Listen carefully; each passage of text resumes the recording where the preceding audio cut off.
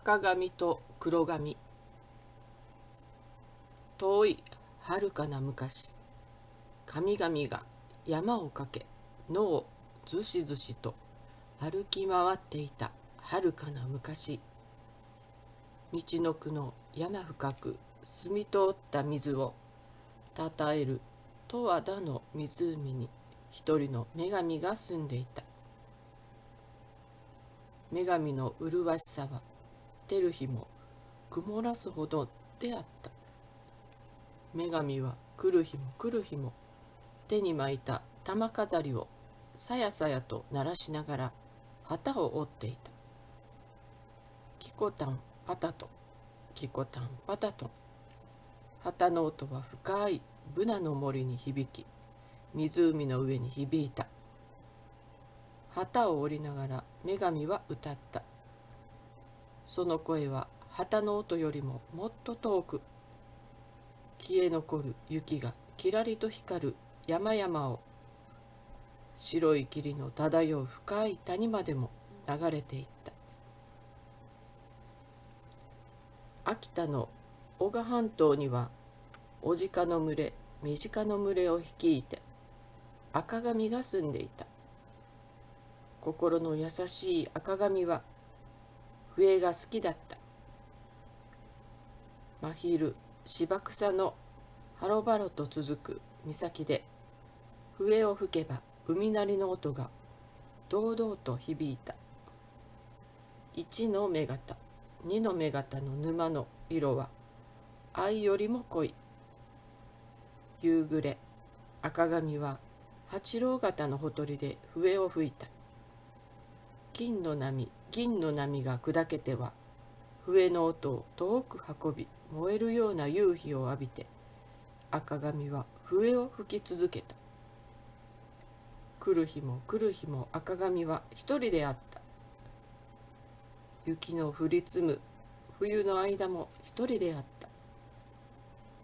雪に閉ざされ火を見つめて一人であった。やがて雪解け水が泡立ち、しぶきを上げて堂々と男鹿の海へ流れ込む頃、ある日赤髪はどこか遠く自分を呼ぶ声を聞いた。そのように思った赤髪は長い冬の間中組んでいた足をほどいて立ち上がると、能代川に沿って高い山低い山を越えていった。赤髪を呼ぶように聞こえてくる遠い声は途切れては消え、消えてはまた響く。赤髪は見えない糸に引かれていくように山を越え谷を越えた。と突然その声は透き通るような歌声に変わって赤髪の耳を打った。赤髪は山の頂に駆け上がった。天にも届くほど背伸びをし、遠く手をかざして眺めると、険しい山々の懐深く青い玉をはめ込んだような湖がしんと光っていた。天のことをかき鳴らすような歌声はその辺りから響いてくるのだった。赤髪は喜びにあふれて山を駆け下り、駆け上がり、谷を飛び越え、ブナの森を駆け抜けた。とそこには青く輝く湖が開け、女神は旗を折っていた。金の雫ふれふれ周りに、銀の雫ふれふれ周りに。芽吹きのブナはさんさんと女神の周りに火の雫を振りこぼし、湖はキラキラと銀の雫を振りこぼす。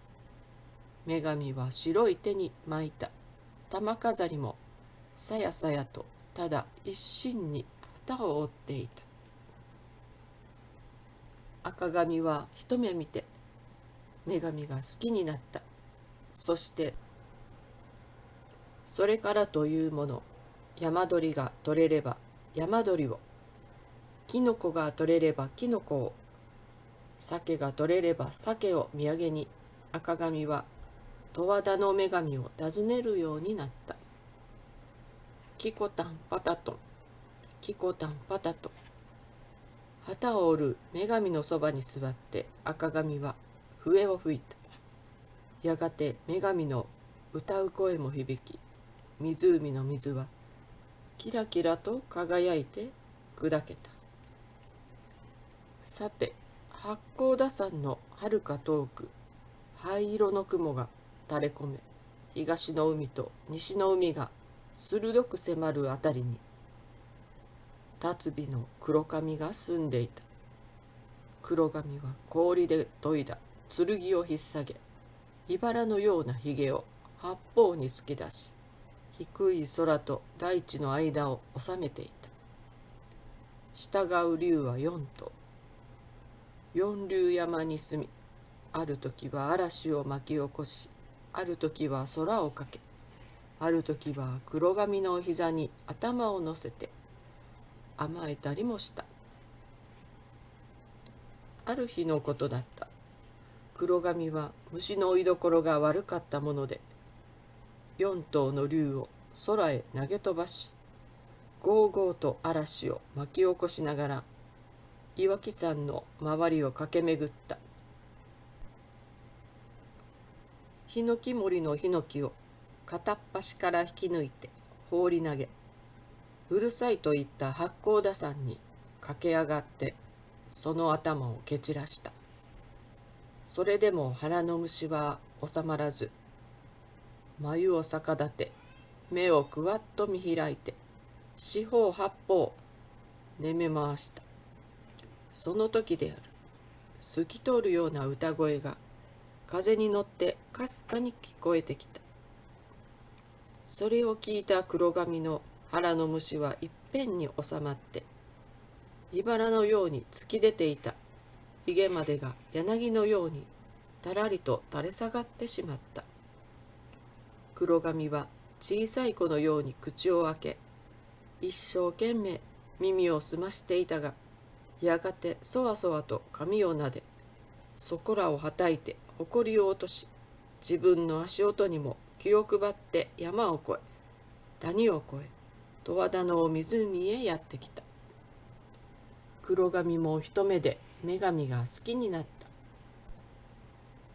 そしてそれからというものは、クジラが取れればクジラを、イノシシが取れればイノシシを、もう手当たり次第引っ担ぎ、女神のところへ通うようになった。キコタンパタトン、キコタンパタトン。女神は来る日も来る日も旗を折っていた。しかしその音は前のようにさえざえとは響かない。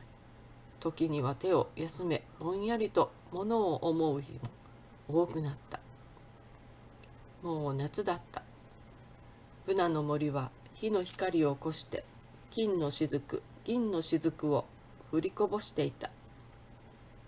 女神は白い手に巻いた玉飾りもさやさやと旗を折ろうとしてまた物思いに沈む。この春、雪解け水が豊かに山をほとばしる頃、赤髪を知った。湖のほとりで聞く笛の調べは美しかった。語り合う言葉は優しかった。女神は心惹かれた。しかし激しい風にブナの森が、すすきが帆を振るようにざわめき、灰色の雲、黒い雲、空をキレキレに飛んだあの嵐の後、突然現れた黒髪の武骨な姿も忘れかねた。見るからに荒々しく、言葉も短いが激しい強さがある。昨日黒髪は竜に乗って訪ねてきた。今日は赤髪が鹿の使いをよこした。黒髪を思い赤髪を思い、女神の心は二つに裂かれるよう。思わず旗の上に涙を落とすと、ブナの森山鳩たちも一斉にほろほろと泣いたという。やがて女神を挟んで赤髪と黒髪が顔を合わせる日が多くなった。そうした日、二人の神は互いに背を向けた。赤髪は湖に向かって砕けるばかり笛を吹き鳴らす。黒髪は氷で研いだ剣を振りかざし、空を切って狂ったように舞う。女神はただおろおろとした。お互いに背を向け合っているうちはよかった。赤髪は笛を捨て、黒髪は剣を岩に突き立てて、女神はわしのもの、いや俺のもの、と声を上げて争うようになり、やがて激しい戦いとなった。黒髪は渦巻く黒雲を起こし、竜を飛ばして襲いかかる。赤髪は数知れぬオジカの群れ、メジカの群れを飛ばして襲いかかる。その凄まじさ、天には雷が鳴りはためき、地には山鳴りが陰々とこだまし、湖の水は堂々と波だった。この時、みちのくの神々は津軽の岩木山に集まって、この神戦を見物したという。黒髪に力を入れる神々は右手に、赤髪を勝たせたいと思う神々は左手に、二つに分かれて陣取った。しかし黒髪型は数も多く力も強く、足を踏み鳴らしして騒いだので、そのために岩木山の右の肩は踏み崩されて低くなった。戦いは凄まじかった。剣と剣は触れ合って火花を散らし、地を蹴り山を蹴って、二人の神は攻めては引き、撃ってはまた構える。その上を黒髪の竜はある時は高く、ある時は低く、赤髪の飛ばす鹿の群れに襲いかかった。その勢いにやがてオジカの群れはオジカの群れで別々に、メジカの群れはメジカの群れで別々にきれいに分かれて天高く飛ばされていった。赤髪もまた黒髪の剣に切り立てられ、地上は滴る赤髪の血で一度にもみじに包まれた。負けた赤髪は野山を赤く染めながら逃れていった。そして小鹿の岬の荒波が砕けて寄せる岩屋へ身を隠した。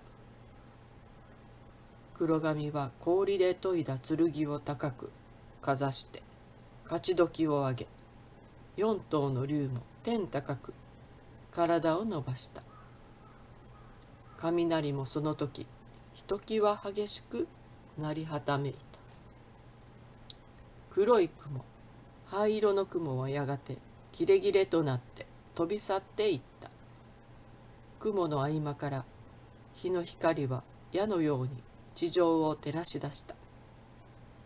黒髪は今はもうゆったりとひげをなで下ろし、剣を鞘に収め、今こそ女神を妻に迎えようと十和田湖へ歩み寄った。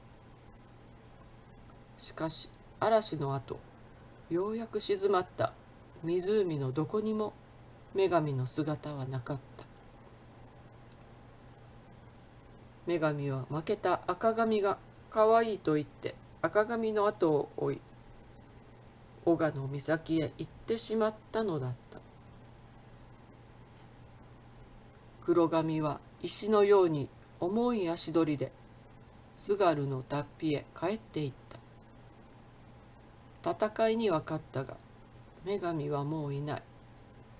すでに秋は深かった。冷たい風は木の葉を吹き上げていた。雪も舞い始めていた。黒髪は十和田の湖を振り返りようやくたっぴへたどり着くと、湖に背を向けてどっかと腰を下ろした。そしてほっと大きなため息をついた。するとそのため息があんまりひどかったので、ちょうど黒髪の足のあたりから大地はメリメリと音を立てて裂けてしまった。そこへ東の海と西の海がどっとしぶきを上げて流れ込み、濃い霧を吹き上げた。この時から津軽と蝦夷は離れたという。間の海が津軽海峡である。おしまい。